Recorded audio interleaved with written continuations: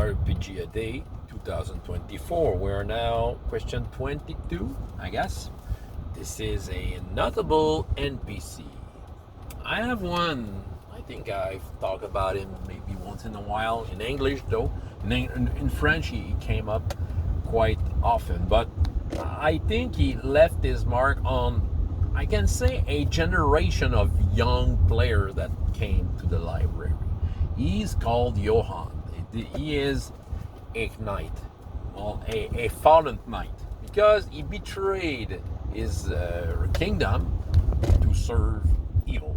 Okay, how this Johan came to be is the first concept of Johan came from the girl player that was around the table. I was asking them about their character and name me for her. I think it came to the subject, name me a nemesis of your character, and she talked to me about, oh, there's that Johan. She just came up with that. He was at the academy with me, and he won the first, the how can I say this?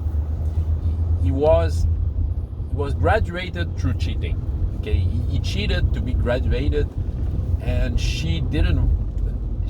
her character wasn't able to achieve the highest prestige of the academy because of him, because he cheated to be on the first place. So she had it on her heart.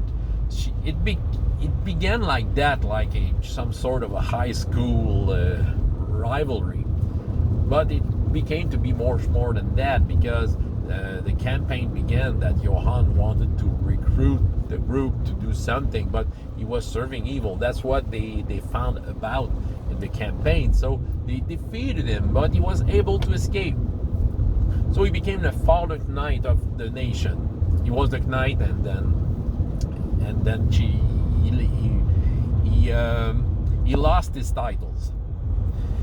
Well, it was good that he left and escaped, because a couple of games after that, they got to a pirate city and discovered that he was the leader of the pirates.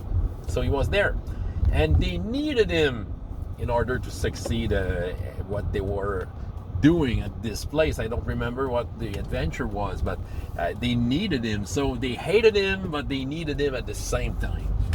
And it was pretty...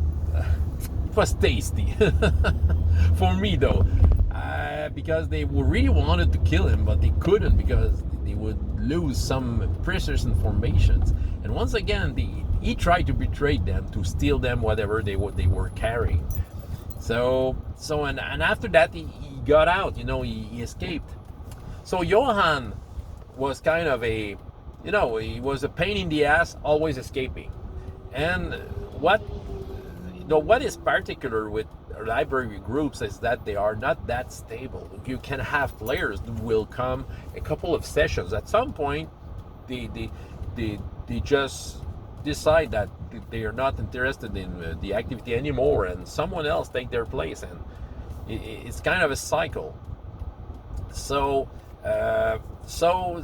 every time a new player would come up, and I would bring Johan back for some reasons, some of the players that might still be there will say, oh no, not Johan again, and they hated him so much that their hate just tainted all of the new players.